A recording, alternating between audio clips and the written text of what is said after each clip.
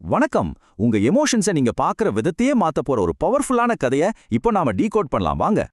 வெறும் ஒரு நிமிஷ கோபம் உங்க முழு வாழ்க்கையும் அழிச்சிட்டா, சுய அழிவு பத்தின இந்த ஷாக்கிங் கதைய கேளுங்க. ஒரு அமைதியான காட்டை கற்பனை பண்ணிக்கோங்க. அங்க ஒரு வலிமையான பாம்பு ரொம்ப ஆக்டிவா அதோட இரைய தேடிட்டு இருக்கு. அப்படி வேகமா போகும்போது தரையில கிடந்த ஒரு கூர்மையான ரம்பத்து மேல அந்த பாம்பு தவறுதலா ஏறிடுது.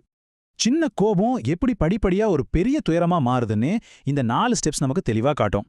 ரம்பம் குத்துன உடனே கொஞ்சம் கூட எதிர்பார்க்காத ஒரு திடீர் வழியால அந்த பாம்பு ரொம்ப கடுமையா துடிக்குது.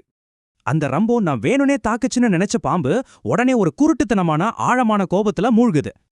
உன்னை சும்மா விடமாட்டேன் அப்படின்னு சீறிக்கிட்டே உயிரற்ற அந்த பொருளை தண்டிக்க பாம்பு பிடிவாதமா திருப்பி தாக்க முடிவெடுக்குது. அந்த கூர்மையான ரம்பத்தை தன் உடம்பால முழுசா சுத்திக்கிட்டு ரொம்ப மூர்க்கமா டைட்டா புடிச்சுக்குது. இதுல ட்விஸ்ட் என்னன்னா, பாம்பு எந்த அளவுக்கு டைட்டா சுத்துச்சோ அந்த அளவுக்கு ரம்பம் அதோட உடம்ப ஆழமா கிழிச்சிடுச்சு. கோவத்துல கண்ணுமூடித்தனமா இருக்கின அந்த பாம்பு தன் சொந்த கோவத்தாலேயே தன்னை அழிச்சுக்கிட்டு மெதுவா உசிர விட்டுடுச்சு.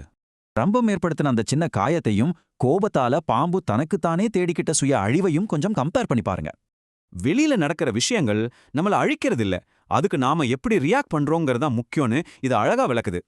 இத நமக்கு திருக்குறளோட ஆழமான ஒரு பாடத்தை ஞாபகப்படுத்துது.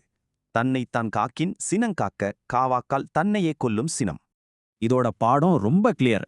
கண்ட்ரோல் இல்லாத கோபம் உங்களை காப்பாத்தாது, அது உங்களையே மொத்தமா அழிச்சிடும். கோபங்கிறது ஒரு நெருப்பு. அது மத்தவங்கள சுடுறதுக்கு முன்னாடி உங்களை தான் முதல்ல சுடும். இதுதான் ரொம்ப கசப்பான உண்மை. கடைசியா ஒரு கேள்வி. உங்க லைஃப்ல ஏற்பட்ட எந்த சின்ன காயத்தை நீங்க இப்ப வரைக்கும் கோபமா இருக்க பிடிச்சுக்கிட்டு இருக்கீங்க?